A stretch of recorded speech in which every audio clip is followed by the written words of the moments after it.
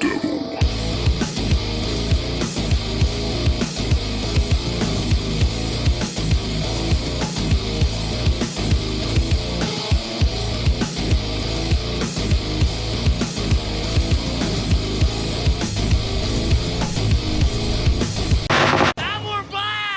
two dumbbells. I'm your host, Skip Hill, and I'm bringing over 40 years of bodybuilding experience to the table, including over 24 years of online coaching.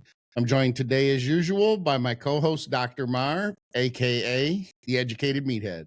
For each show, we typically posit a thought about a training exercise or training methodology, and then we deep dive into the minutia.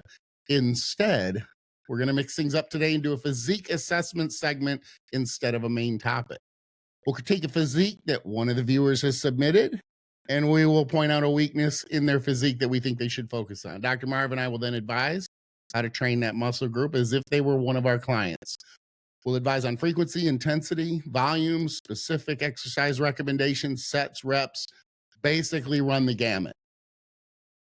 I don't know. You basically are going to get free coaching, free customized experience. We'll see how long advice. We actually do this segment for. Right? Yeah, exactly. It might be too good. Hopefully, we're gonna have like 40 submissions for the first. Anyway, because no one has submitted a request for a physique assessment yet, we're gonna assess my physique to start things off. I'm kind of putting myself on the chopping block, but it's cool because if you just destroy me, I can come back and talk very highly of my physique. Yeah. I'm going to let you go first. But anyway, we'll use my picks and we'll focus on my biggest weakness, which is my back. Then I'll ask Dr. Marv his recommendations on what he would tell me to do as my coach. At that point, I'll probably tell Dr. Marv that he's wrong and stupid and talk down to him. The usual. And then I'm going to tell him what I'm going to do instead, or what my plan is basically for the off season. And we'll contrast that. If you are interested in being assessed on a future show, as early as the next show, quite possibly, be sure to reach out to me via email at teamskip1@gmail.com. I'll send you the list of information that you'll need to submit, including pictures. Be sure to use the TrueNutrition.com link in the closing credits to save 10% on not just Team Skip protein, but every supplement they sell. Not only do I use my Team Skip protein with my clients, but other top prep guys have their clients use my protein because it's that good. We want to hear your feedback and your questions in the comment section about the things you like about me and all the things you do not like about Dr. Marv. You could kind of mix that up a little bit. So if there is something that you don't like about me, feel free to say it as if you need my permission in the anonymous comment section. So we'll move straight into the critical assessment of moi, the legend. I'm going to refer to myself as the legend. Yep. And we're going to rip my physique apart. I'm going to let you start first. Yep. Have a couple shots of, I've primarily just provided front and back. Yeah. Or front and rear biceps bicep poses because I've been training for 41 years. About 49 of those years, my back has been a weakness. So that means if I started at 14, my back was a weakness. Probably when I was at 7. I can't do the math off the top of my head. It is what it is, but somebody will correct me on that. Scapula, clavicle width. It's all, I laugh and say I got my mom's genetics. I don't know that my dad's genetics were too much better, but my dad has great calves, never done a calf raise in his life. It took me over 10 years to get good calves. So my brother the same, my sister the same. And then I'm over here going, oh, gee, thanks, Mom. Yep. So it's a battle. It's a constant battle. I was going to go with delts. And then I was like, well, I could go with 3 or 4 different things. So, but my back is the glaring weakness. Would you not? I mean, it's just from the front and the back. Now, of course, we're being brutal, right? Because absolutely 99.9999995% of the world will never look like this. So giving you kudos because you always trash yourself. And then we see like your cable curl video the other day. And I'm like, all right, these supposed weak shoulders of yours. Okay. Whatever. It's funny that you say that because that was a great fucking video. I appreciate that. Yeah, that's funny because I did see a couple shots in this last prep where I go, you know what? They're not as glaring as you say they are. Up. Yeah. Because you have to, here's the thing, you have to base your progress on you, not you standing next to someone else. Correct. So when I stood next to everybody else on stage at Masters in this very deep class, in the heavyweight class, yeah, my delts, no one's going to go, oh, yeah, he's got great delts. But if you go back 9 months and you compare delts, or even for past preps and cut phases, there is and that's 40 years in. I was actually pretty happy with that. I know a thing or two about training, but I built a reputation in the bodybuilding industry for removing skin. If you have too much skin, call me. Remember, skin is overrated. So, we're talking gains at this stage for me that are correct. They're ounces. Yeah. And part of it, admittedly, not only obviously is it the age component, but it's also that I'm not feeding myself in the off season to grow and force size like I used to. I quit that in 2012 because I was tired of farting, having to shit everywhere I went 4 times. I mean, I'm not trying to sound gross or D-class A.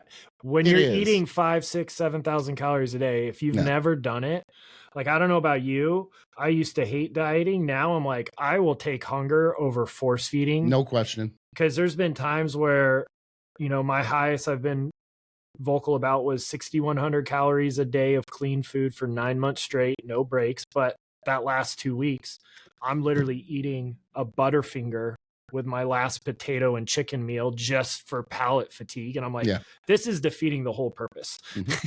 Right? So, like, not healthy. So, and also with your back injury history, not getting super distended in the off season is probably a good idea. I was going to go to the distension component. I think your approach is spot on. I think if you were my client, I would say, let's get you maybe up 5 to 7 pounds than what you normally do for off season, but that's it.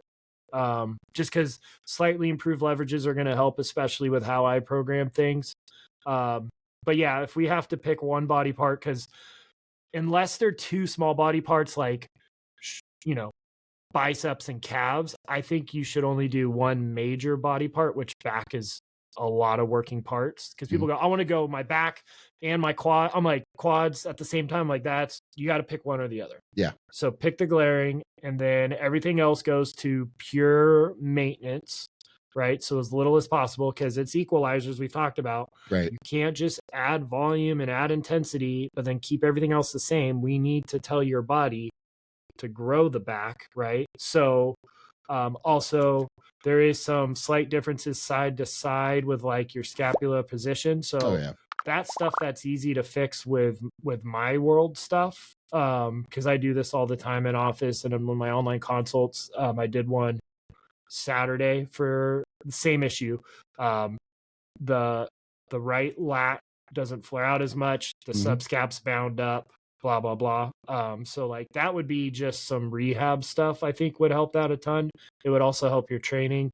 And then it's arguably better right now. That's the other thing that needs to be pointed out. That's what I was going to bring up is you did cupping with motion, you did needling, you did a lot to keep it going. So it's awesome you did, because what would you say? You gained at least 1/2 inch to 1 inch of width since doing that, if not more. Yeah. And if I don't do that, we're going to cover the shoulder mobility finally during the rodeo roundup. But before doing that consistently, man, it would take me a long time to warm up to get the left and the right to feel even, and everything to contract and fire and activate evenly. Yeah. So with that mobility that we'll discuss later, the 3 to 5 minutes, that gets everything jumping sooner. And there's another component that I'll leave for a minute when you're done to explain something that has helped with that as well. Okay.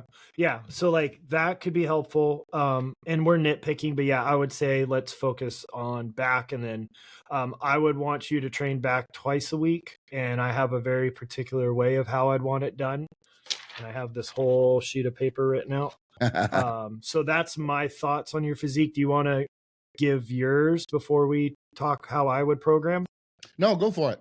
Okay. Go ahead with the program. So we're going to mix my world with yours, and then what I know about what you shared on the show shows how I program. So I would have you train back twice a week. The first day earlier on after, a couple rest days would be progressive overload based.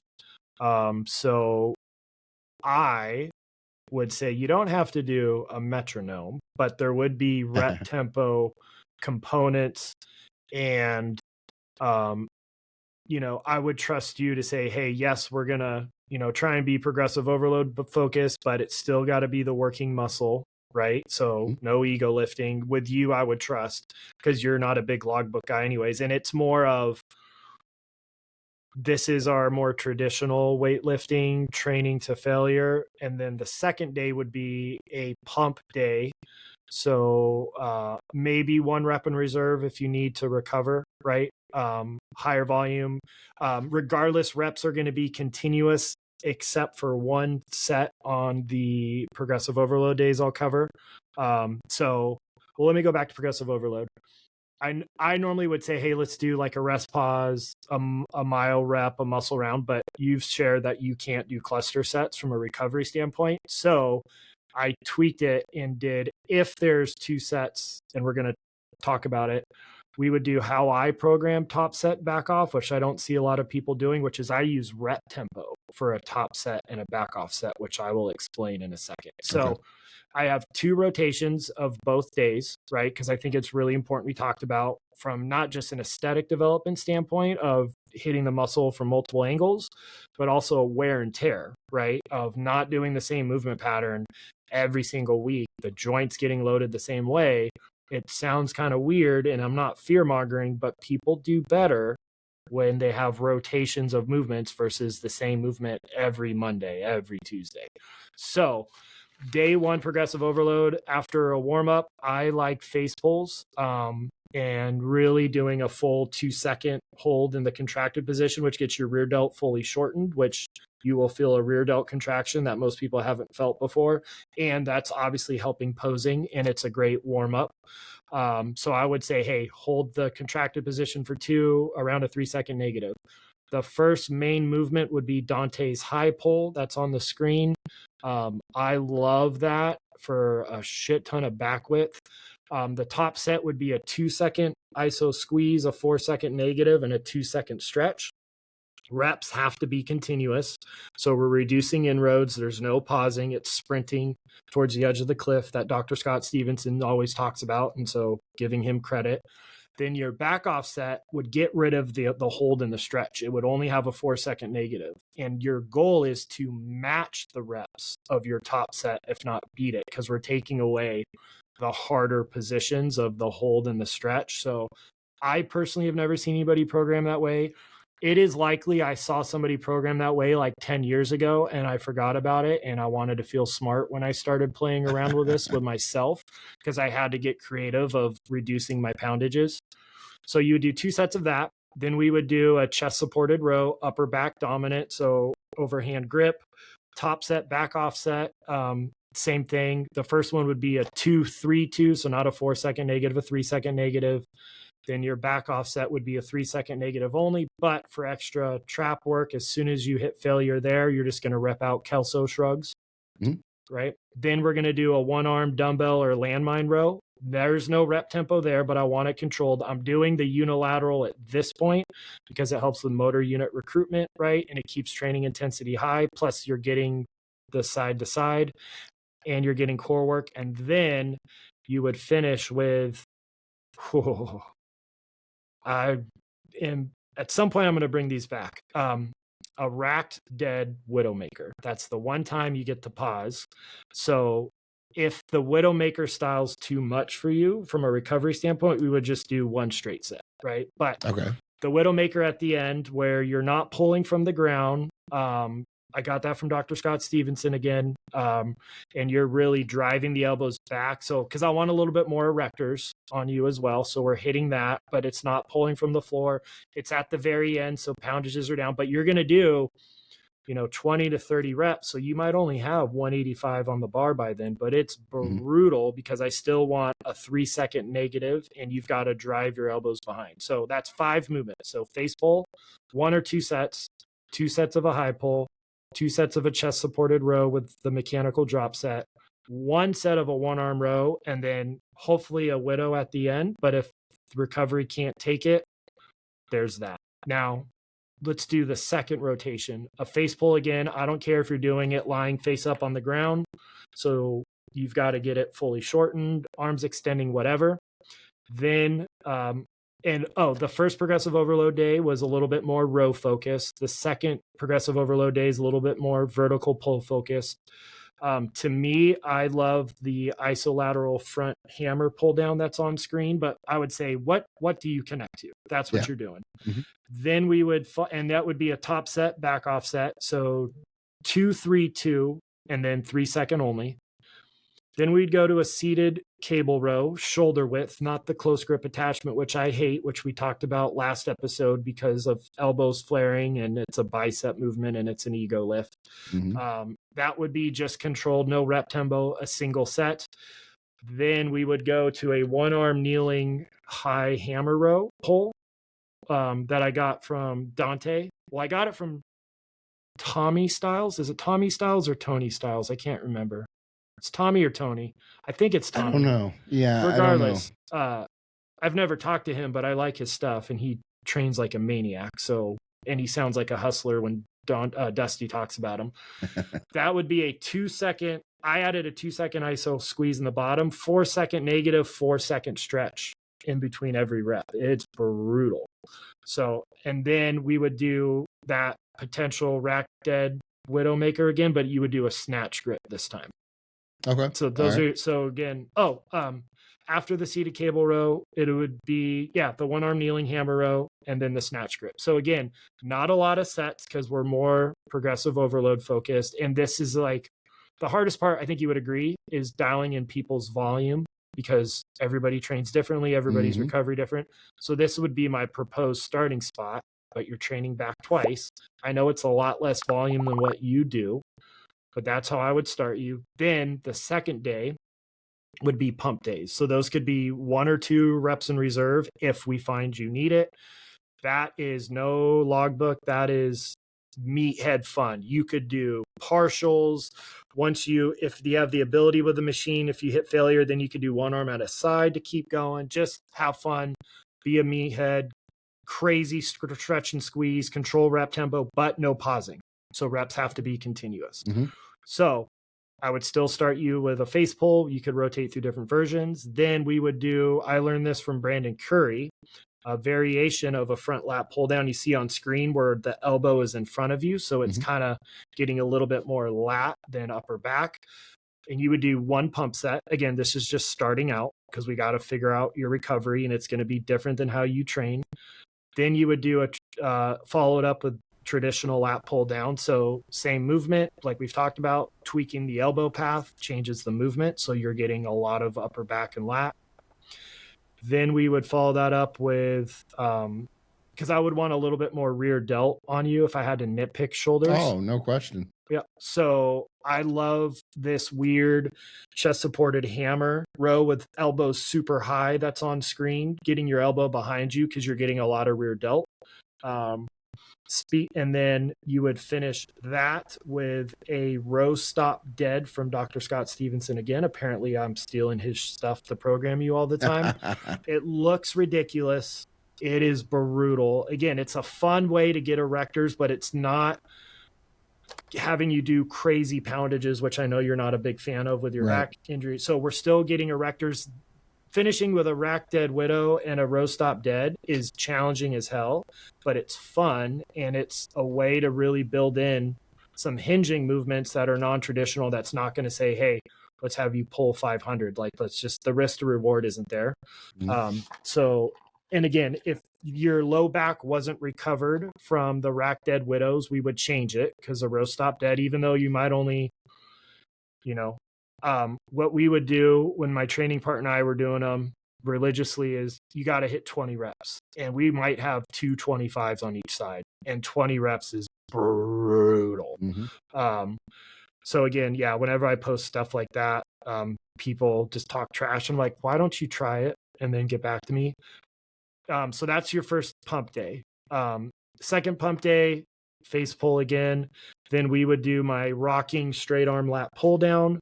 Then we would do a low hammer row. I really like that low chest supported row. Then we could do a Meadows landmine row. So again, you're automatically building in rear delts and that mid back and then finish with a row stop dead. Bonus for rear delts during the week, I would want to see you do the heavy dumbbell swings from John Meadows, a reverse pec deck, and like we've talked about when we talked about shoulders, keeping the shoulders protracted the whole time. And then I really like a mechanical drop set where you're doing an incline bench, rear delt swing, and then once you hit failure, do rows. So those would be the 3 things I would say, hey, put them into your workout routine during the week. People will roast me for saying face pulls are a waste of time as a bodybuilder, but they do a lot of good for acting as an extension of the warm-up, getting rotator cuff. Yes, your subscap actually is more active when pulling motions, right? While your infraspinatus is more active than pressing, but you're still getting blood in there. You're rehearsing, posing. You're still getting external rotation. And then if you really hold and squeeze that for 2 seconds, man, it's amazing. Your rear delts will be sore the next day because the rear delt also externally rotates slightly. It's a weak advantage, but it helps. So that's getting it fully shortened that other movements don't have. Oh, yeah. Yeah. So that's how I would program you. And then obviously we would fluctuate, but I like when people have a long training history and injury history and also just have some concerns. I like this is our, more logbook progressive overload. This is your more have fun. Cause then you could really play around with the second day and that could really help facilitate what we're doing on the progressive overload day. Mm-hmm. Yeah. What about, the only thing I didn't hear was, do you have any recommendations for rep ranges? So higher for you. So the progressive overload would be 10 to 15, pump would be 20 to 30 plus. Oh, okay. Yep. All right. So up considerably. All right. Yep. I just wanted to make sure that I got that. Yeah. So I didn't cover that. Yep. So the pumps would be in the pumps. When I program them, I say, just note what you're doing, note the weight you did, but I don't need you to count reps because I don't want you getting a number in your head. Just go by feel, go till you can't go anymore. And then we would modulate reps in reserve or failure based on your recovery. Performance chiropractic and sports medicine in the Houston Bay Area, telemedicine and nutrition coaching all over Texas. And if you're not in Texas, don't worry. You still do consults through the educatedmeathead.com. Where you also find workout programs, seminar recordings, and online courses.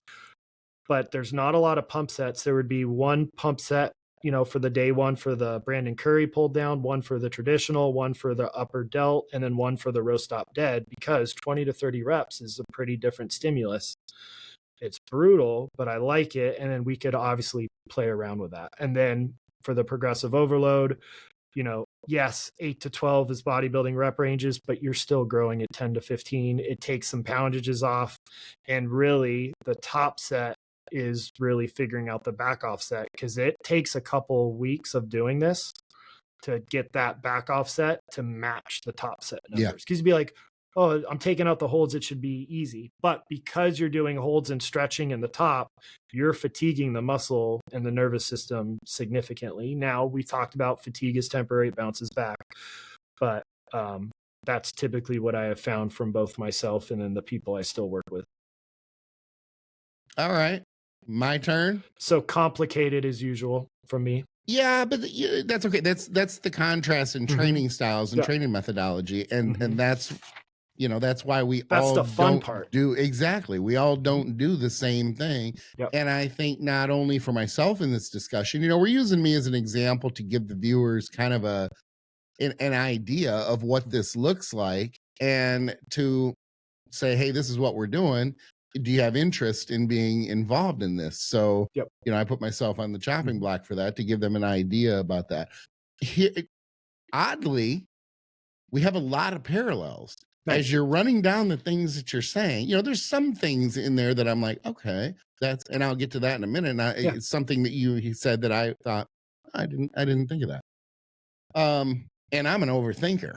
I mean, not in the gym, but I am an overthinker. I don't sit there prior to the workout and go, and take an hour to set up my workout. That's not, but I will still sometimes deep dive too much into the minutia and then have to pull myself back and go, okay, I've been doing this for 40 years. These minor little things aren't going to add up to anything. Let's put them over here and focus on the stuff that's actually going to be impactful. So a couple things off the top of my head that stand out. And you mentioned the volume being lower than what I'm used to. But the truth is, if we're talking work sets, we're pretty much in the same ballpark. I mean, you rattled off for the first progressive overload day, roughly 10 sets, 5 exercises, 2 working sets, roughly, right? The one might have been 1. So we had 1, 2, 3, 4, 5, 6, 7, just 7. Okay, and here's the difference in counting too, is that opener of face pulls, I may not count because we're not.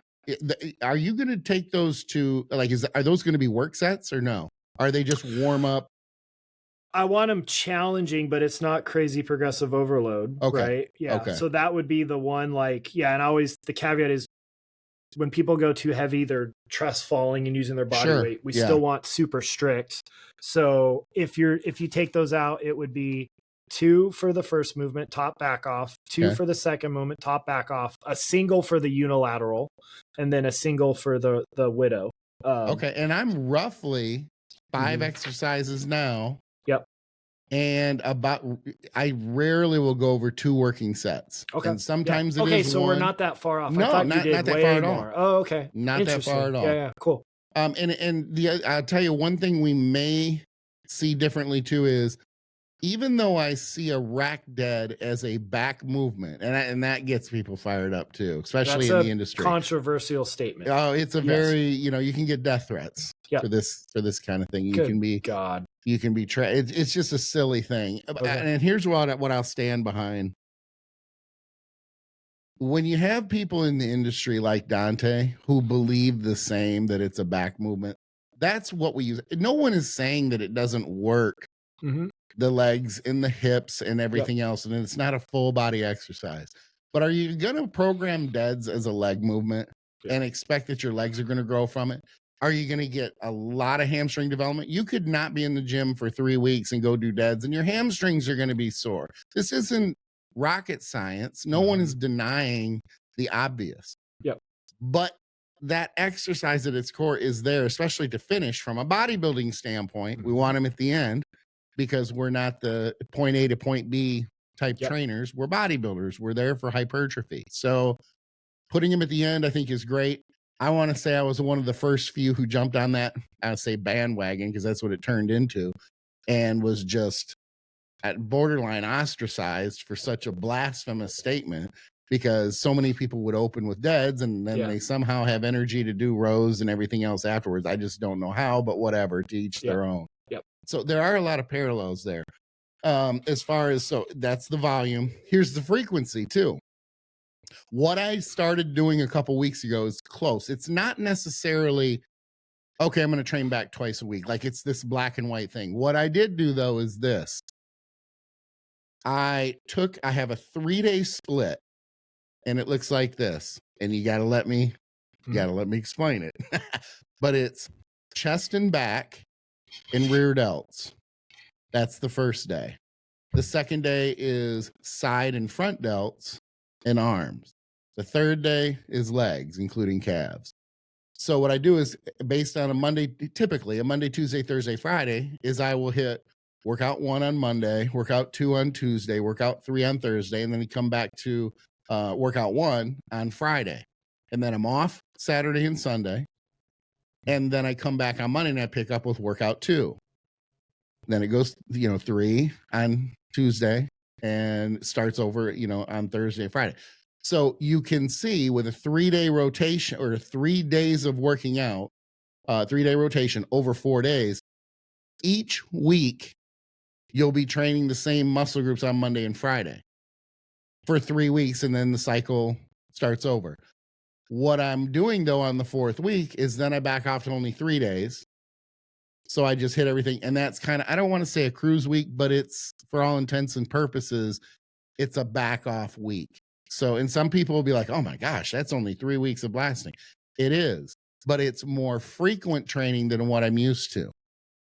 So that frequency is increasing for me substantially, because for years, I made my best progress, and typically do make my best progress training everything once a week.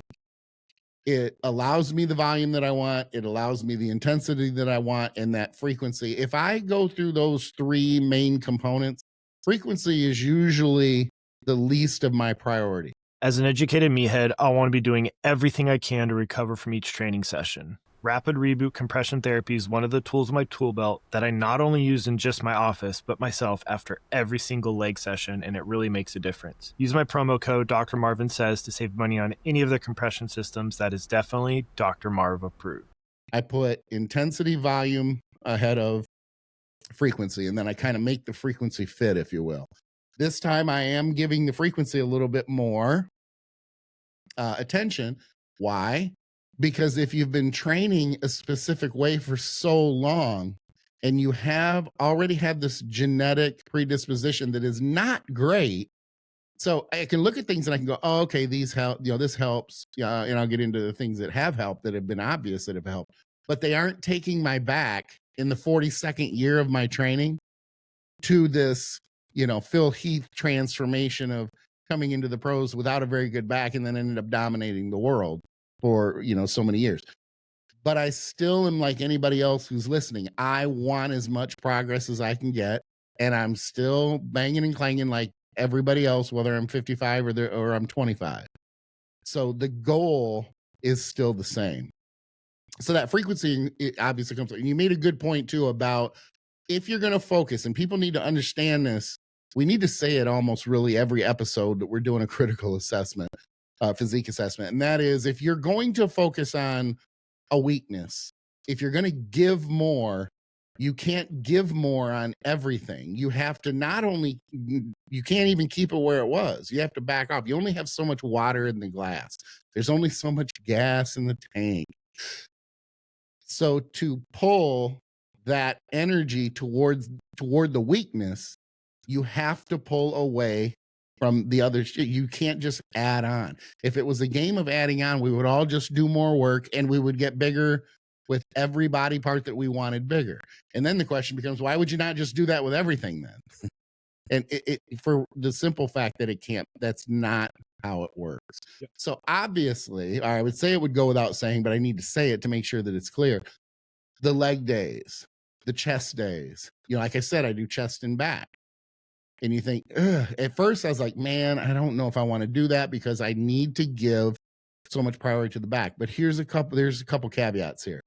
Number one, it takes me about 2 warm-up sets for back before I'm banging because everything is warm, because the muscles of the back have had to counter and are working for stabilization during all this chest. And I say all this chest, okay.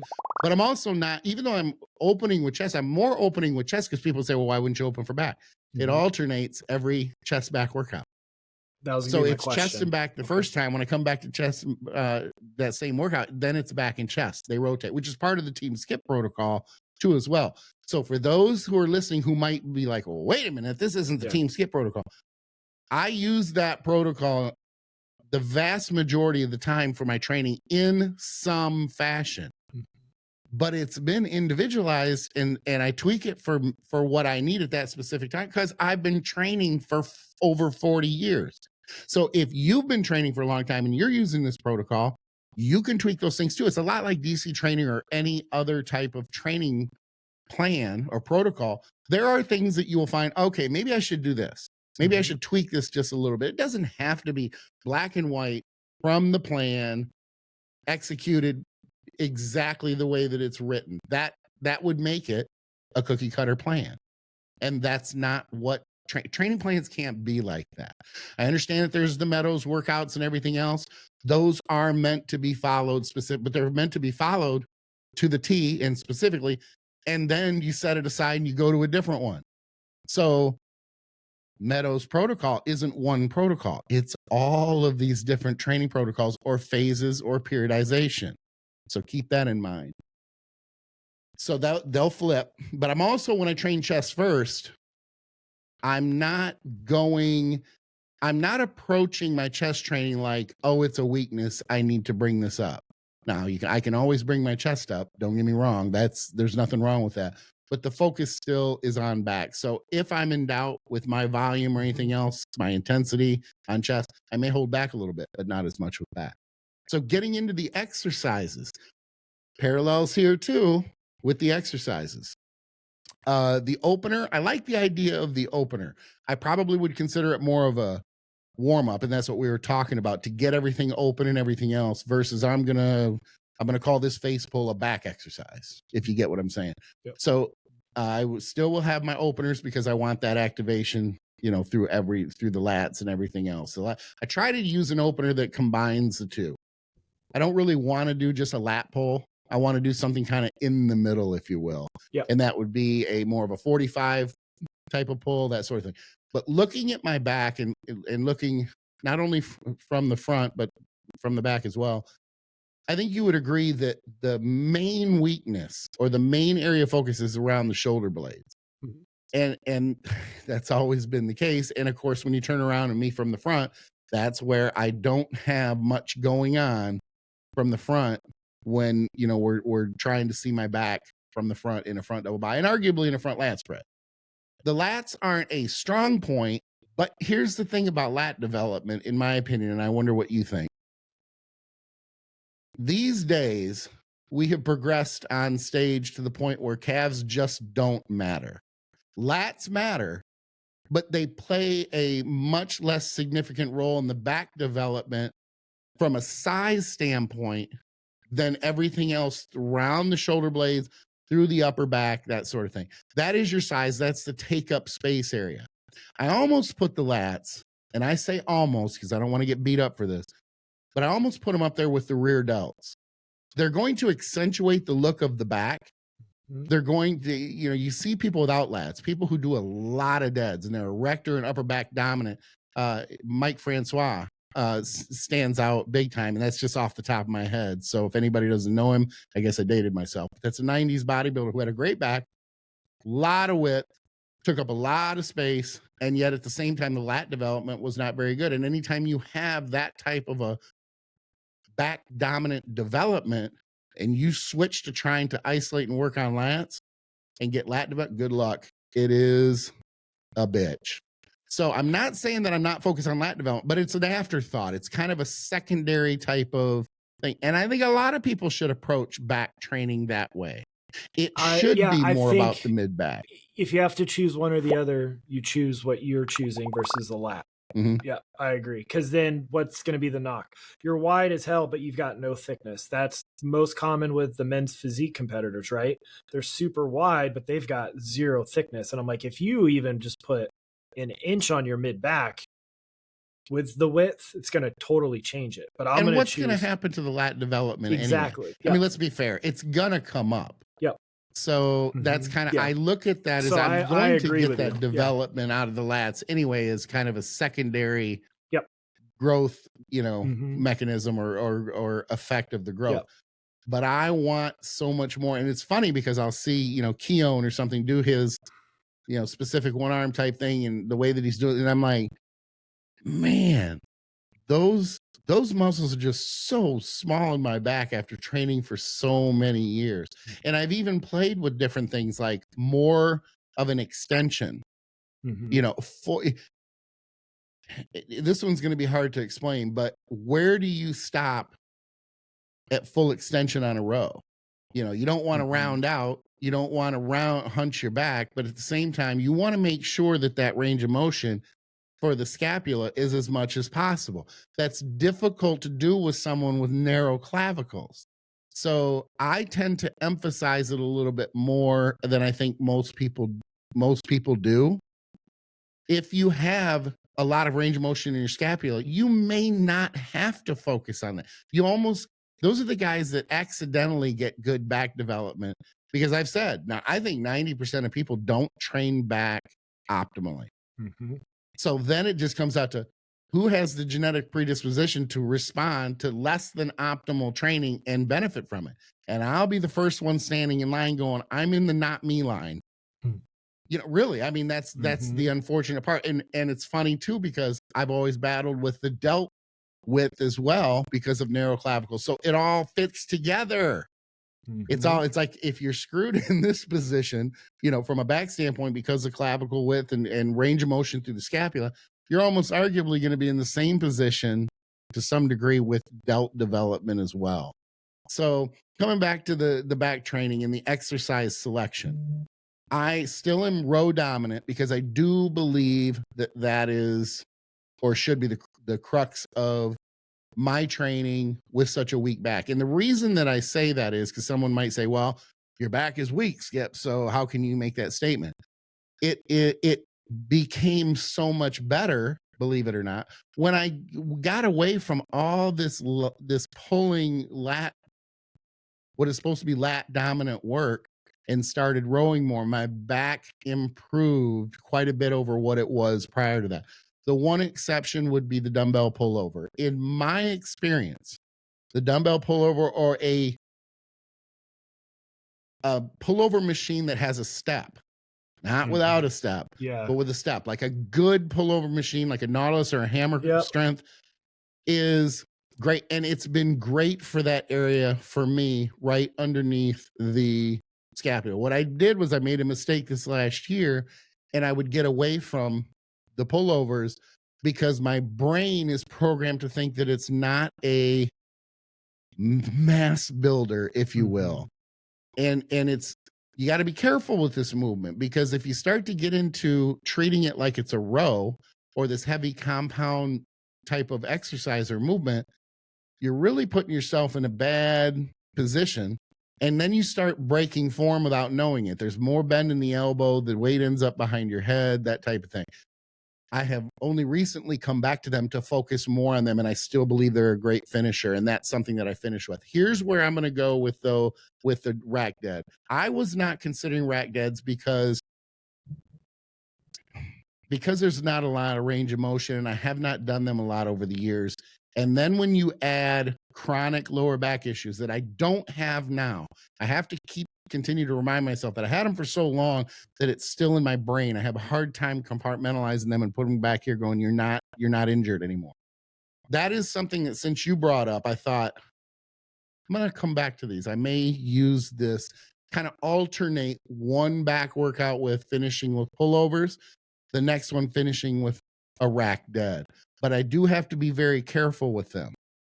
The one thing I could do rack deads before I can do one arm stable, like I have to stabilize my core rows. Those will my back up strictly from fatigue, but the fatigue starts to go to the bone. It's not a typical muscle fatigue. It will make me walk gingerly for a couple days. And it's not just, like soreness like in your biceps. It's soreness that goes to my tailbone. The what do I want to say? The sacrum. Thank you. Yeah, I'm thinking SI is what and I don't know that's, but that's where it is in my brain, and where I feel it's like it's in my hips or my pelvis, if you will. Yeah. So it just feels like a really vulnerable. I can do RDLs, even rack deads, and not have that type of feeling that makes me go, I don't know. Yeah. So like, I didn't know that. So then I would immediately change all your one arm rows out, right? We would do a stable movement, which is what I do. Yeah. So then I would tweak it to what's on the screen now. The first time you and I interacted on Instagram, I sent you this video. Is that right? Yep. That was the first time ever. I was like, hey, huge fan. I've listened to you. It was my old page. I wonder if I could find it. That would be funny. I think because I was in Cairo school, so it was probably 2019 is the first time we interacted. So anyways, a mechanical drop set with this hammer pull down. I will give the person credit who I learned it from. I learned it from Paul Carter, so I still give people credit. So, and I like that. So then I would do that because it's stable. It's still a one arm movement, but you don't have to stabilize in space. And if it still doesn't work, then we would do something different. Right. Mm-hmm. So yeah, we would tweak it based on your scenario. Cause remember folks, we're bodybuilders. Nothing is mandatory. Well, and that's where the alternating the reps, started to become more of a focus for me on back, because I can't, in doing that one arm on each side, even if I'm doing them bracing myself like it's a dumbbell row, it's the same same thing. That fatigue it's just not good. So you mentioned the low pull, the low row. It's one of my favorite exercises. It just, the contraction, and especially when I alternate them. So I can get the alternating or the ISO movement, but that's part of the reason that it's left, right versus left. I'll get them on. Oh, that looked really bad. There's our clickbait. Yeah. There's our clickbait. That's one of those where you see yourself on the screen, you're like, I wish I could take that back. Anyway, that left-right motion, I still get that isolateral movement, but I don't have the core stabilization issues or discomfort or pain. Now, it could be argued that if I started light and worked into those, that they could be beneficial. I won't deny that. But because there's so much discomfort there, and we have such advanced technology with training equipment now, that I have all these other options. And look, I'm like anybody who's listening or viewing right now. I already do all this rehab, building in proactive stuff. I just want to get over here and bang on exercise for back. So I'm going to go with the left, right, alternating on the low row or the mid row or something like that, because it has worked well. So I am at I'm at the point where we're using me and my weaknesses as an example for this assessment to kind of pull everybody in and give them an idea what we're doing. And this is what I'm doing. I mean, I'm being transparent about this, and I'm definitely listening to what you say, because I probably will end up putting those reactives in. So I'll take a bit of a gem away from this conversation myself and benefit. But let's be fair, put the cards on the table. Again, I've been training for 40 years. There isn't going to be this great growth in the next 6 months before I go into the next cut phase, where people in the younger demographic who have been training as long, who are viewing and listening, this can be a big deal, because you can help to get your training optimized. And even if it's already optimized, or you have these parallels and you're thinking the same thing, at least you come away from a situation like this type of assessment and you go, okay, now I feel better. It's what I call a Dr. Phil moment. A lot of those people who talk to Dr. Phil know what the answer is. But when someone that is advanced in that field and has all that experience and all that knowledge, and you bring the book smarts, when they say that, it reiterates, and then you're good with the decision. You're like, yeah, that I knew this was so now. And then they go back and they have a better likelihood of putting that action into place and having it be beneficial. So some of the exercises, just real quick, because the rep ranges, I'm not sure I'll be going up. It's not a bad idea. I'm going to give it some more thought, but I'm not a 30 rep guy. And part of the reason is because I'm just being transparent. I'm not terribly strong anyway. No one's going to see me in the gym and go, wow, he's really strong. It's never happened. It might have happened for 5 years, but even then you wouldn't look at me and go, wow, he's ridiculously strong. You'd be like, oh, okay, he's moving some pretty good weight, and then turn around and forget about me because someone else is bigger than me and is doing the same thing. I'm not that big weight mover. So when we start to get into 30 rep sets, we're talking about significantly lower poundages. I don't have a huge ego. I train in a gym where there's not a lot of people, but it still doesn't, in my brain, I'm like, I'm 55. I don't really want to train any lighter than I need to, because I already don't train to what people would think, that's heavy. So that's a big drop. Now, it could work from a periodization standpoint. It may be beneficial in that sense. But, going back to the discussions we've had in the past, there's a lot of sarcomerish muscle here instead of fibril. You know what I mean? I don't have that physique that has been built through years of heavy slag iron. Exactly. Slag iron is a good way to put it. The DC training approach is not it's never been terribly beneficial for me. So I already am working in that volumized muscle area. So I don't know, because I haven't tried it. I will say I haven't tried it very often. And I will say that some of my best gains for legs came from the 20 rep to failure Widowmakers. So it could be argued that there is growth there. There's no question. So I'm going to leave that on the table. I'm going to give it more thought, but I'm leaning away from going that high. But I am a 10 to 12 when it's a heavier type of, and then up to the 12 to 15, maybe 18. Rarely do I get to 20 before I feel like the first half of the set just wasn't heavy enough. But exercise selection, real quick, the things that you said, that I am a huge believer in variety. And I know that is, variety doesn't necessarily make you grow, but you pointed out like grow more than keeping the same. As long as there's progression and you're going to progression, you want to stay with the same exercises, or you have a garage gym and you're limited on your variety, you can grow like crazy. You're arguably going to grow better than I am anyway with the variety, especially with the different factors involved that I'm dealing with age and everything else.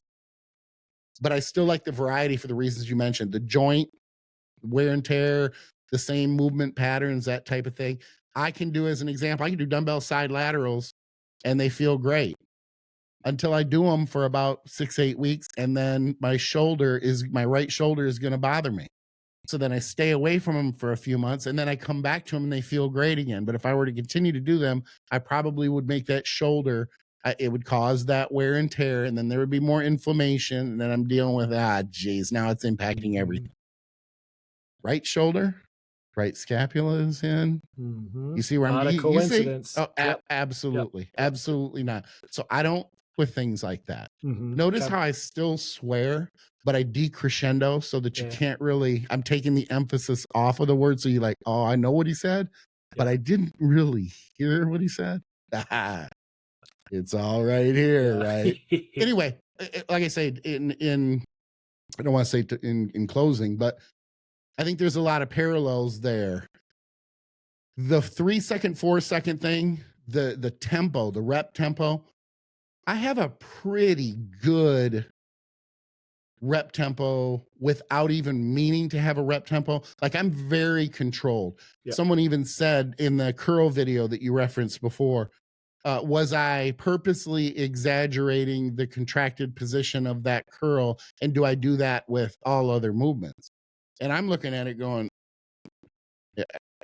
exaggerated contract. This is how I do curls, bro. Yeah. Like, I don't. Yeah. And then I'm taking all this time going, gosh, do I do this for that? No, I don't do it for that. I do.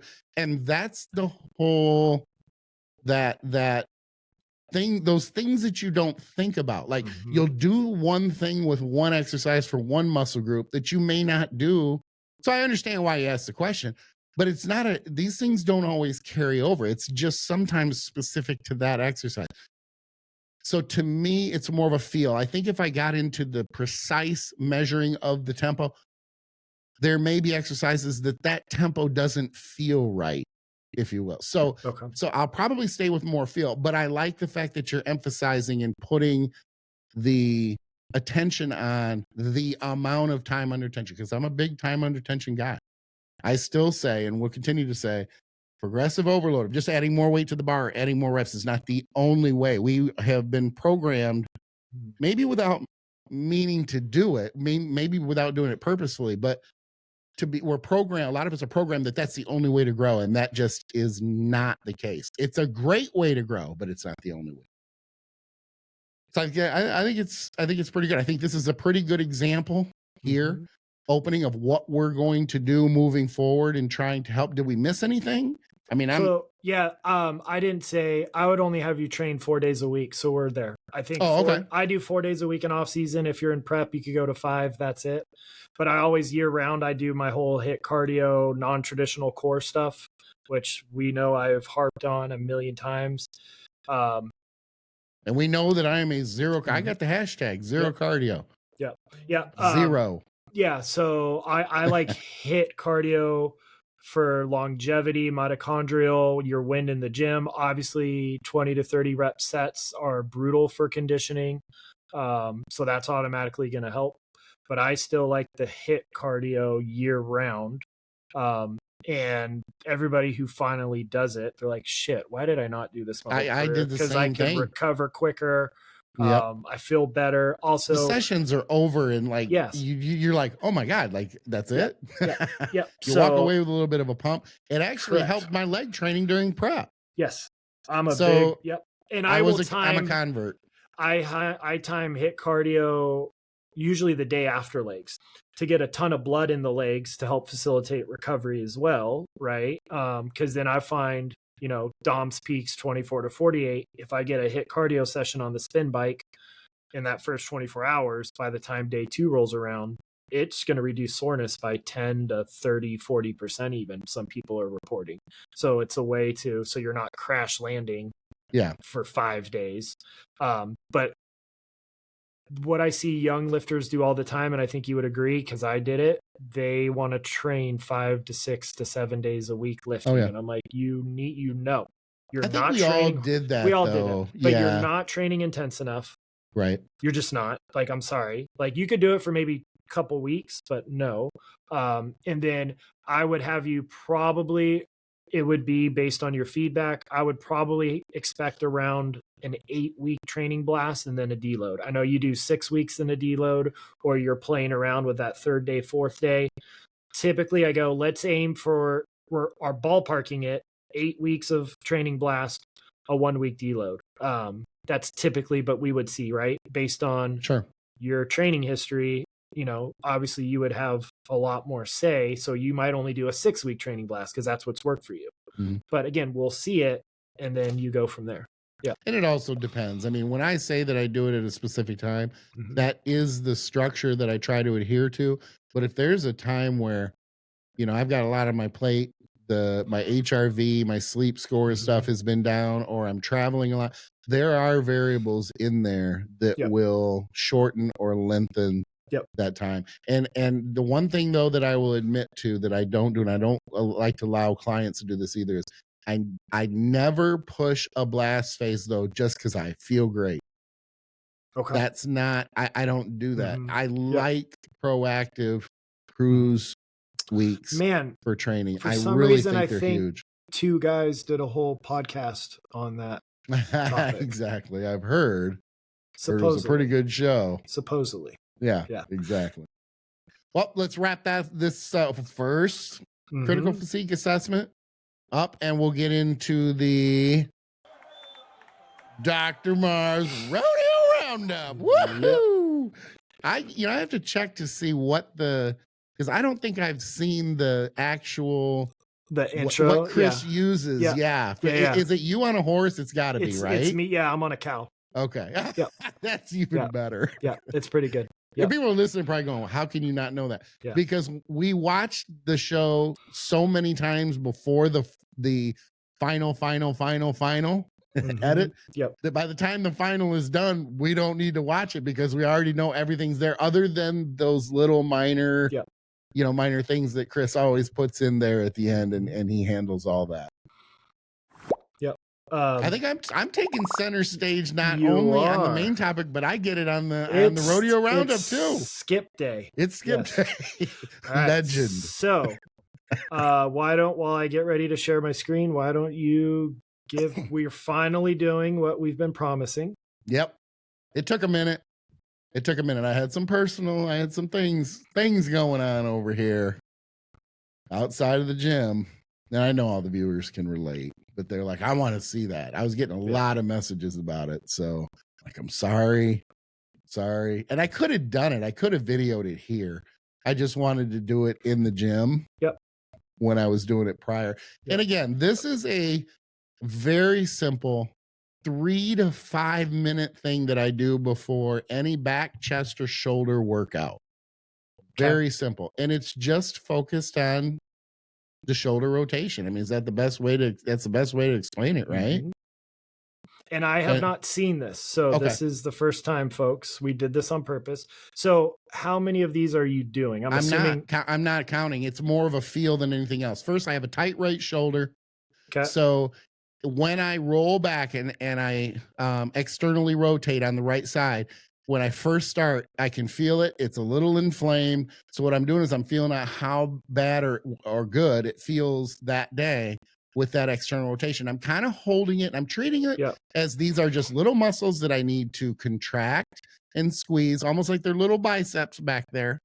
And, in the shoulder that I want to open up, get some range of motion here and move. And it's important to note that I almost did it in a tank top, but because my back isn't very good, I don't know if it would have been obvious that my scapula was protracted. but I do all of these rotations with my scapula protracted. Now, I don't know that needs to be done, but when I don't do that and they're either in the regular position or they're retracted, it doesn't feel the same. Okay. When I protract any of these movements, and I think there's 4 or 5 different planes that I do or different positions that I use. This is the one that I always start off with first. And I will tell you this, once notice how I was moving real slow, put my arms down. Yep. And I will move even slower when I do this one, when I come down, because if I come down too quick, it's almost like it hurts more in my right shoulder. If I come down slowly, it doesn't. So what I'm basically doing is I'm stretching, trying to work on those muscles in the shoulder to kind of open them up so that they're not tight, get a little bit of blood in there, holding, and then moving and just working on different positions with the external rotation. And here, are you retracted though now? Or are you still trying to protract? I'm still trying to keep my lats protracted. You can't see it because of the sweatshirt. That's why I want to make sure that it's noted that that's what I'm doing. And then I'm going up and down, almost like I'm doing a behind the neck press. And that is keeping me, because if I don't keep that protraction, it doesn't feel the same through the shoulders. And that's why I was bringing it to the table too, not only for other people because they were interested in it, but I'm asking you too. I don't know that protraction is, I only do that because that feels like it's working and doing more. Does it take pressure off? I'm assuming it would take pressure off the front of the shoulder, right? What it does is it makes me feel the tightness. So if I do it without the protraction, I'll be like, oh, okay, it's not as tight in my right shoulder. And then I go and I start to work out and I may feel it or feel the difference. Okay. If I keep my scapula protracted, then I can feel that tightness more. Once I move that tightness out, then I know it's gone. Okay. Yeah, so you're getting a lot of friction, which is going to tell the body. So the movement, right? All movement is friction, and you're doing repetitive movements in a short range of motion. So you're going to lubricate the joint because the friction tells your body to release more synovial fluid. It is exactly what it sounds like. So that's increasing your engine oil. So that's going to make the shoulder feel more lubricated. I like the fact that you're changing so we'll stop sharing so I could be on screen. I like the fact that you are doing different ranges, like the arm position, because we've talked about different rotator cuff muscles have advantages in different positions. So if I'm out here, my infraspinatus has more of the mechanical advantage to externally rotate. If my elbow's by my side, my teres minor does. So like getting those warmed up, because we typically neglect rotator cuff, right? You being a protracted position will use more serratus anterior, which is the most under-trained muscle in the upper body and incredibly important. I know folks are sick of me talking about upward rotation of the scap, but that is the name of the game. And that's what causes a lot of the issues in lifters, especially with biceps, because the bicep gets pinched, but the serratus does shoulder blade wide, i.e. protraction. And that's going to do upward rotation. So you being in that position is getting that muscle firing, which is going to help shoulder blade glide overall. So that's why that feels better to you. So I like that a lot. And it's important to note that as I'm doing this or doing any of these movements, and I did drop the ball and I left one position out. Okay. And it's not much different than this, except that I extend my arms and I roll this way too. So you're still doing this. Exactly. Okay. Exactly. So, and for some reason, I don't know if it was brain fog or whatever, but I did leave that one out because I think it only covered 4. But nonetheless, what you don't also see, and you wouldn't see even if I have a tank top on, is the range of motion from the first time that you do it. It continues. I continue to increase the range of motion to the point where not only do I end up with better range of motion by doing this, but because of the increased range of motion, the tightness goes away so that both sides feel even. Yeah. Because my left side never bothers me. And you'll get reciprocal inhibition, which will relax muscles, which will help it feel looser, which is why you could increase the range of motion. You're also getting structures in the muscle to relax, so that'll help. So that was a lot of just lubrication stuff. So I would take that and then build on it, but that would be your starting. Well, I would have you do the rib cage stuff. We know I'm a big on, and then I would have you do that. And then I would have you do my style of warm up stuff, that we've covered multiple times. But as a joint lubrication, rehearsing everything, I'm sure you're also like trying to flex everything around the shoulder. Sure. I like it. And I like the fact, like we've talked about, you're going after rotation, because if you unlock rotation, unlocks everything. Now I would want to see a little bit more full range. Like we didn't do a lot of internal. Okay. You did mostly external. Yeah. Now, I've never had an internal Yep, issue for correct. some reason. So typically overhead. So remember, folks, and I'll go to the side, from 0 degrees arms by your side to 60 degrees of shoulder flexion, it's external rotation. From 60 to 120, it's internal.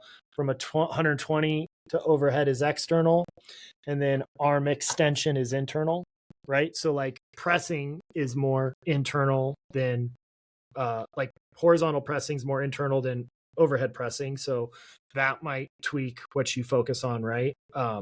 You do chest and back together, which I do too in a couple programs. I don't typically. I just am right now. Yeah, I come back to it. It's I've played around with it, and it's in a couple of my programs, and it's a fun day. I mean, you walk out feeling like $1 million because you're pumped like crazy. Your arms are pumped. Like it's a fun workout. It's just demanding. Yeah, very.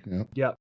But yeah, no, I would take that, and then I would want to build the range of motion that you're experiencing. But in terms of just joint lubrication, getting everything to relax, this was a 3-minute video. That's why I figured it would be appealing, because it isn't long and drawn out. It's correct. Very, very simple. And for that reason, there's a big ROI for such a small investment. It's a big deal. I would probably add like 5 or 6 minutes worth of stuff to this, and that's it. So 10 minutes, you're ready to go. But yeah, I think that is something people should try. If I ever get back to the gym, I will try it. I'm almost ready to return.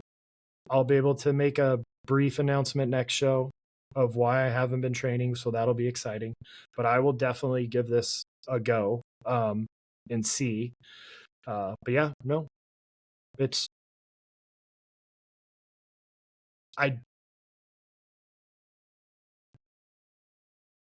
spit it out. I don't love it, but I definitely don't hate it. I think it could be a part of a well-rounded, and I like your thought process, and I'm focusing on protraction and range of motion in multiple directions. Well, I think for you, it's very rudimentary. Yeah. For what you do, it's very, very basic and almost too simple, because you have so much more that you can add to it. But I it get could that. be nice, but it could be a nice adjunct. And you can even do it like you do your warm up, and then in between your warm up sets, man, I still feel a little off. Like, sure. Use Absolutely. that as an extended warm up. So, so yeah, I will give it a go next time I'm in the gym. And then I'll report back, and then maybe I steal it and make it part of my my stuff. Like, I have no problem. I mean, I've been very open. I took your riding an exercise bike for a mile right before my quad set. Like, I'm a dumb smart guy. I tell you, that warm up prior to legs, it's one of the, there were a couple silver linings from that injury, and that is something that was a big takeaway for me now that I'm not injured, and a lot of people have reached out to me for that. Again, very simple pre-leg warm-up that makes or helps to make sure, doesn't make sure, but helps to make sure that the knees are ready to go, that there's blood in there, that the temperature is up. And, as we get older, and sometimes when we're not older, those knees will start to bother us. They'll start to ache. And it's not typically both. It's typically one. And I've even had some patients do their blood flow restriction for 5 minutes while they're doing that, because then that'll create even more leverages, and it takes even more knee pain away. Now your legs are pumped, so poundages will go down slightly, which I love at this point. Younger me, absolutely not. If I'm going to do something that's going to make me take a plate off each side, I ain't doing it. Right. But now it's awesome. So yeah. So again, that's the movement and the friction, right? Same concept. So yeah, I really, really like that. So I think it gets my stamp of, I think this could be a nice adjunct to what we're doing, and then to try it out. And then once I try it, I will give a formal report, but on paper. And there might be something that you want to add to it as well. I mean, tweak it and play with it. Yep. Yeah. No, well done. Good deal. I think it's time for my cheat meal review. Mm-hmm. And we're done with the cookies. We covered the top 5 cookie companies. So I was like, I took this last week. I'm like, what am I going to do?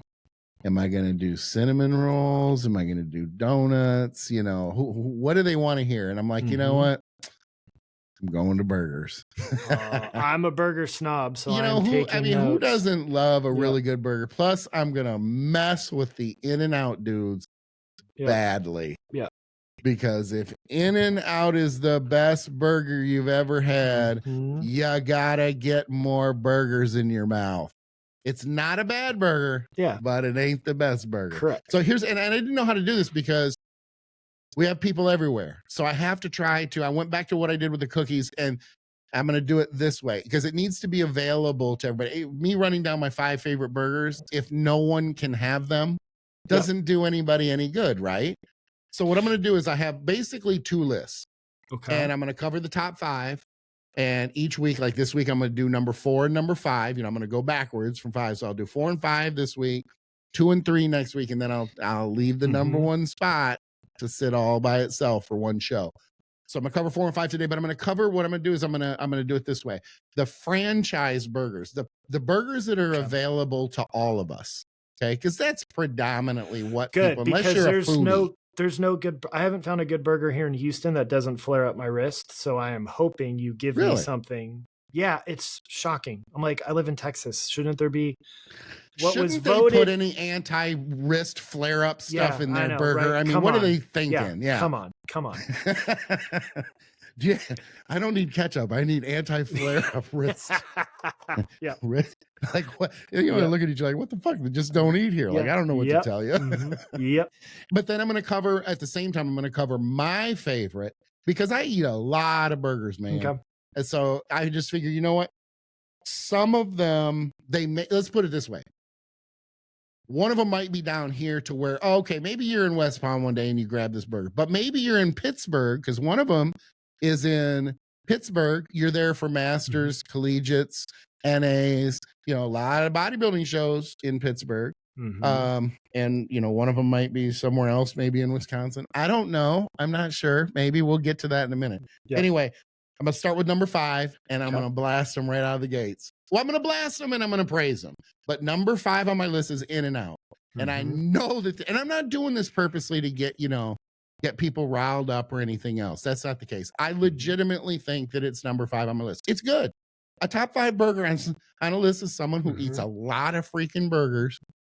That's not bad, right? How do you order it? I'm typically just a lettuce, tomato, pickle guy. I don't get no animal style, no Neapolitan shape. Yeah, I mean, it's not that I wouldn't. It's just, and especially to compare burgers over different. Yeah, a lot of times you want the same type of toppings on it, but I actually like that combination. The only thing I don't like on a burger, I don't like on anything, is ketchup. I'm just not a ketchup guy.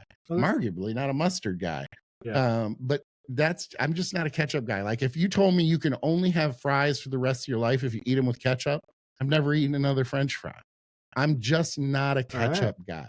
I think what it is I'll put tartar sauce. I'll dip my fries in tartar sauce. Like the fries aren't fat enough that I have to add more fat to them for them to taste good.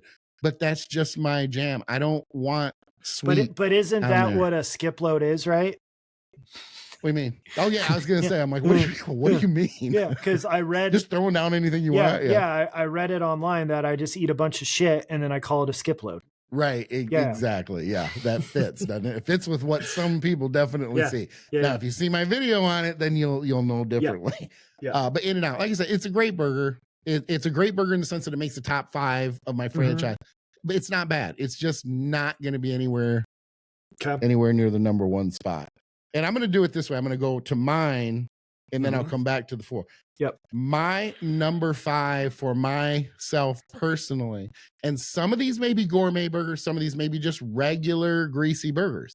I'm not going to differentiate between the two, and I do understand that sometimes it can be apples and oranges, but I'm just going with the top 5. Like if I could only eat 5 more burgers or these 5 burgers for the rest of my life, what would I eat? 5 does come from Pittsburgh, and it's Moonlit Burgers. It's a basic burger. And here's what I did do. I did try to fit it with the franchise type of style to contrast it.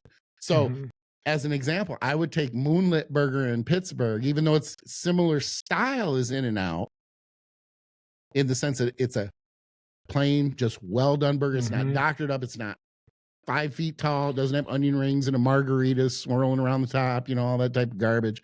So much so that you're putting so many things on it that you just can't taste the beef. You don't even know if that's quality beef or not because you're just not tasting. You're tasting the other 14 things in it. That I'm not a fan of. Okay. So I would definitely go with Moonlit Burger in Pittsburgh. And I only had it twice. I will not have a burger once and grade it either. I have to be able to go back. So if it's good and I go back and it's not consistent, I'm not going to go somewhere where I can't consistently know what it's going to taste like. And even if it's bad, but I've heard that it's good, I'll go back again. I'm not going to go on Yelp or Google and slam, this is a mediocre, crappy burger. I'm going to have it a few times, at least twice, before I say, okay, this is good or this is not so good. So Moonlit Burger, that's my number 5 pick. Moving to number 4 for the franchise burger is Five Guys. Okay. This is the best way that I can explain Five Guys. It will be the exact same burger at any Five Guys you go to now, 10 years from now, 10 years ago. I don't like fake cheese. It grosses me out about as much as pepperoni does, or any type of like deli meat. To me, that is just grossness. I don't care that pepperoni tastes good. It's just gross in my brain. And that's how I feel about what is essentially fake cheese. Outside of that, I think it's a pretty good middle of the road burger.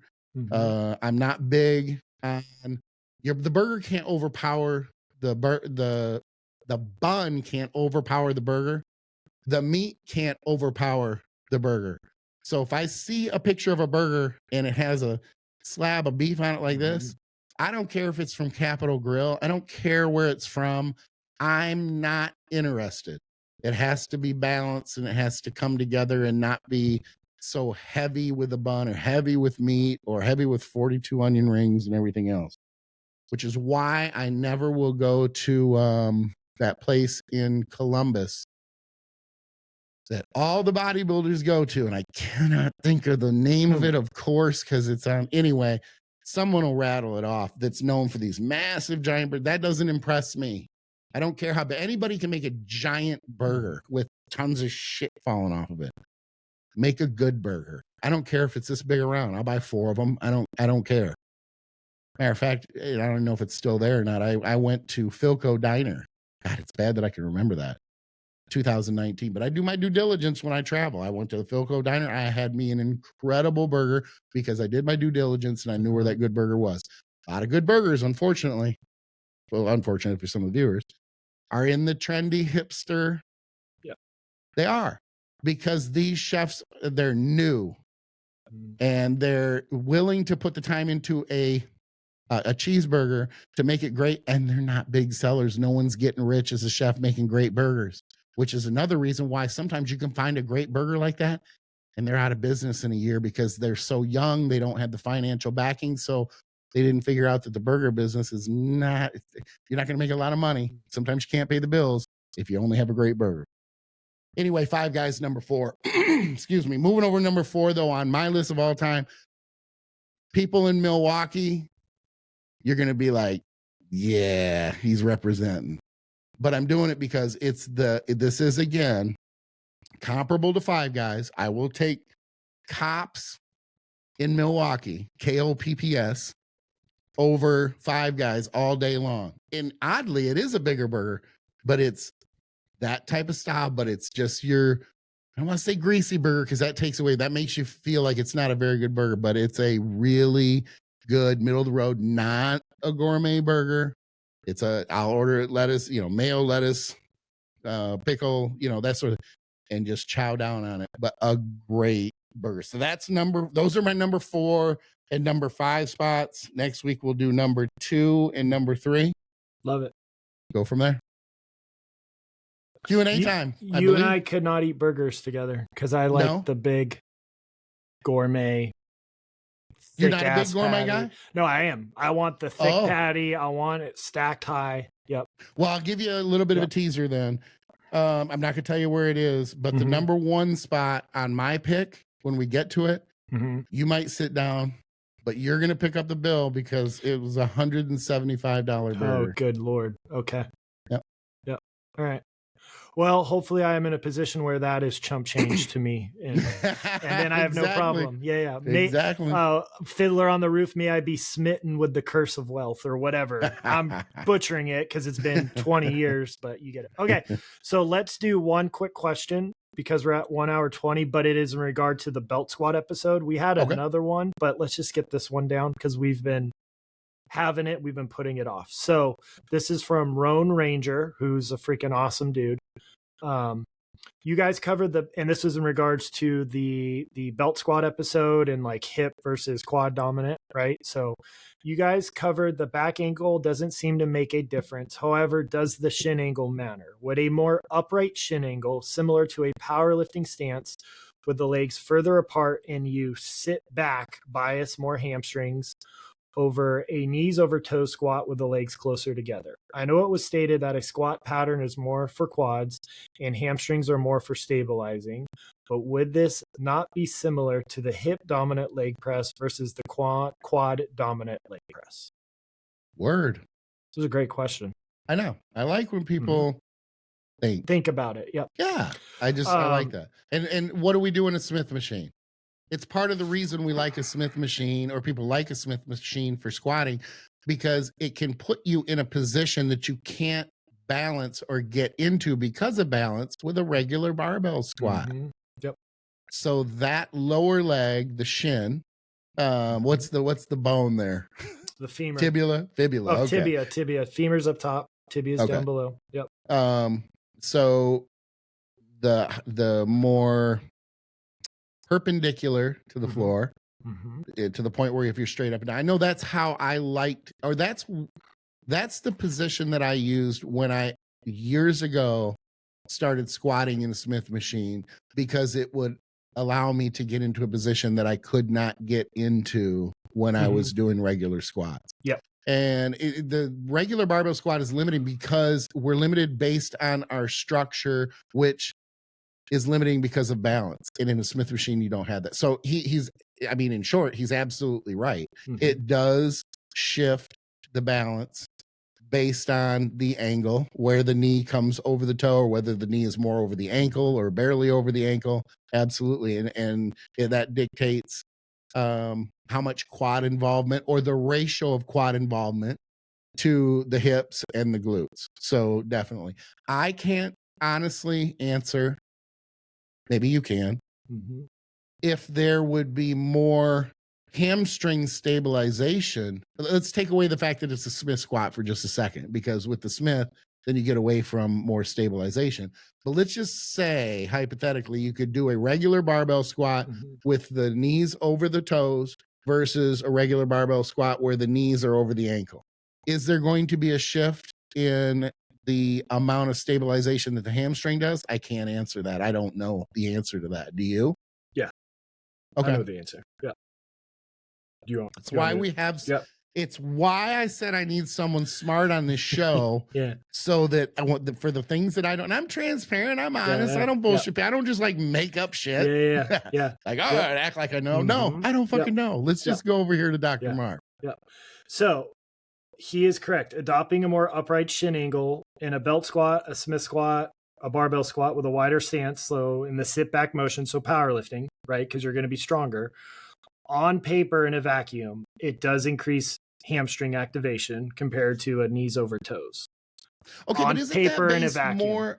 But isn't that based more on the angle of the lower back, the hinge? So it's going to be a combination of your torso versus your shin angle. Okay. So Okay. the actual data on measuring hamstring activation in squat. So they look at something called the percentage of your maximal voluntary isometric contraction. So they're going to put pads on, they're going to put you in a position, you're going to contract as hard as you can, and then that gives us the benchmark for muscle strength, EMG normalization, blah, blah, blah. So yes, on paper in a vacuum, it does increase the MVIC, right? So it'll increase it with that wide out upright. It does increase it on a paper. So in this study that's on the screen right now, that powerlifting style saw the MVIC go 30 to 35%, while the control squat, your traditional squat pattern, knees over toes, was 20 to 25. So here's where people don't understand how to look at research. Yes, technically, that is higher, right? We're going 30 to 35% compared to 20 to 25%, right? So, but then you've got to say, but what is in that? What's the context? You compare that percentage to more actual hamstring dominant movements, such as the Nordic, the stiff leg deadlift. Those are going anywhere from 40 to 85%, right? So you are getting 5 to 10% more, but you compare it to other movements. And then you look, extrapolate it even further, the study we've mentioned before, in a 10-week MRI-based study, which is rare, squat training, even full depth, even do a powerlifting style, pretty much saw 0 hamstring growth. So once again, on paper in a vacuum, yes, if you look just at that, there is more activation. But if you look in the actual context of what really happens in the real world, it still doesn't matter. Okay. Does that make sense? Absolutely. Yep. So great question on that. All right, we could go something really, really quick. We'll do one more. So okay. Darren Jamrock 2677, loving the vid, blah, blah, blah. So he thinks we're great. I do barbell hack squats at home as a sub to back squats. The video got me wondering if this is similar to belt squats in terms of less glute involvement. Do the resistance position lower down. So before I share my screen, you sent me a video of somebody doing that. So let me get this up first. And while you're bringing that up, I just want to emphasize, we love that you love the show. Yeah. Okay, perfect. All right, so I'm going to share my screen. Okay, so here is a barbell hack squat. Now, if we look at this, look at moment arms, and you tell me which joint is going to be impacted. So moment arms are the distance from the actual load and your joint angle. So the distance between the bar and his hips, everybody would agree, is significantly more distance than the bar from the bar to his knees.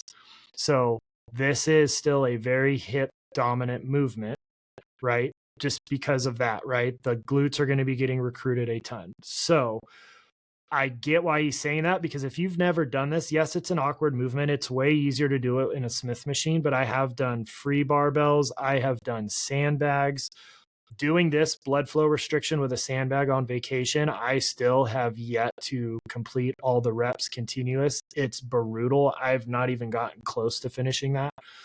But so you will feel it in your quads like crazy, but this is still really going to leverage the hips, right? Because it's just farther away. But the load is below him, so that is right. So that will change it some, right? That's still going to change it, but still you can't get away from moment arms. So what you could do instead, right? I still like them. Like I program barbell hack squats in my programs. They're a weird movement. They're more like an adjunct to leg extensions. They're never the main mover, but they're great in a gym setup, a garage gym setup. Well, and he has that very simplistic setup there where he has the weights at home. So he's trying to make the best he can. And so kudos, because very few people even know this exists. So what could you do instead? A somersault squat would immediately be better, right? So that would be great. You could do, it's a pain in the butt to set up and it's not the most balanced, but you could look up in YouTube a landmine hack squat. right? So that is still going to be a little bit more quad dominant. It's kind of weird to set up, but that's something. He could do a sissy squat, right? He could do reverse Nordics. So he's got a lot of options, but it would still be a hip dominant movement. So I just wanted to, but then that way, hopefully he could understand, like, you look at where's the line of pull. Okay. Which joint is farther away? And then, but if you wanted to try and make it a little bit more quad dominant, he could elevate his heels, which should in theory allow him to push his knee farther forward to get that bar a little bit closer to his hip. Usually though, you're going to need a Smith machine to really make it quad dominant, because you're almost like, if like when you're doing it right, if you like would let go of the bar, you would fall over, right? Like you talked about, because it's anchoring you, you could kind of modify the position. But then I have people go, but then some people it ticks off their low back. So then it's a balancing act. Okay. What about this real quick? What about if he were to be more upright, or even, and I don't know if he's got a mom, if he's got a wife, girlfriend that he lives with. So I don't know if they'd be mad about this, but you could literally lean against a wall to stay more upright, but then the weights might have to touch the wall and roll up the wall. But my point in saying that is he could maybe put a foam roller between his back and the wall to create space. That's off the top of my head. So sure, that could be a marvelous idea, pun intended, or it could be trash. But I think adding a foam roller between you and the wall would create space, and his weights are small enough. So maybe play around with that. Yeah, small enough in the sense that it's not like it's a 45 that is taking up so much space. So that might work. If you try that and it works, let us know. Actually, if you try and it doesn't work, let us know, because I'd be curious. Yeah. Because then that's something, I could put that in my garage programs, right? And start giving that to people. So if he might have a basement wall that's concrete, or something like that, to where he doesn't get in trouble for banging up. Yeah, good point. Yeah. Thank you. Good point. So that might help. yeah. That's actually going to change the wall that I tried on when I go to my office later today. Yeah. Thank you. I didn't even think about that. You could always just yell, my gains. It's not going to help. Yeah. I would say somersault squat, sissy squat, reverse Nordic. Yeah, you can't load it a ton, but it gives you an option. But I like him thinking outside the box. So awesome question, guys. Like, awesome. Like, there's a lot of critical thought. You're thinking outside the box. Love it. So kudos. So both Darren Jamrock and Roan Ranger, very well done. I'm going to take us out. Yep. We got to get to getting with Skip and Dr. Marv splitting. If you enjoyed the show, be sure to like, subscribe, share, and ring the bell. It should sound a little something like this. And if you didn't like the show, pretend you did. Like, subscribe, share, and ring the bell anyway. Be sure to use the TrueNutrition.com link in the closing credits to save 10% on not just Team Skip protein, but every supplement they sell. Not only do I use my Team Skip protein with my clients, but other top prep guys have their clients use my protein because it's that good. Dr. Marv, how can someone reach out to you if they have questions or if they want to work with you? Easiest way is Instagram at dr.marvin.saysdc. My office is Coastal Performance Chiropractic in the Houston Bay Area. I also have theeducatedmehead.com. Both websites are getting significant upgrades, so they will be a lot more user-friendly. They might be down for a day or two during the transfer. So if you click on the website, it's not there, just reach out to me on Instagram. I offer a whole bunch of stuff. There's also 1 million promo codes on there that I need to do a good job promoting. So save money on stuff that is Dr. Marv approved. And then Skip's got to send me a check, but I personally use Team Skip protein. So I've got 5 bags in my cupboard right now because I just got a Ninja Creamy. Good God almighty, that thing is awesome. I've heard. If you have too much skin, meaning you're fat, I don't want anybody getting confused. I'm your guy. Go to teamskip.com and you'll find all my contact information, including Team Skip merch. You can also follow me on Instagram at Intense Muscle. Keep in mind that this is a team of 3, not 2. Chris is the enigma behind the scenes, and he's responsible for the visuals and the graphics. And he also plays a huge role in the creative process. This project would not work without him. So from all 3 of us, it's been a business doing pleasure with you. Join us again next week for another episode of Between Between Two two Dumbbells. dumbbells.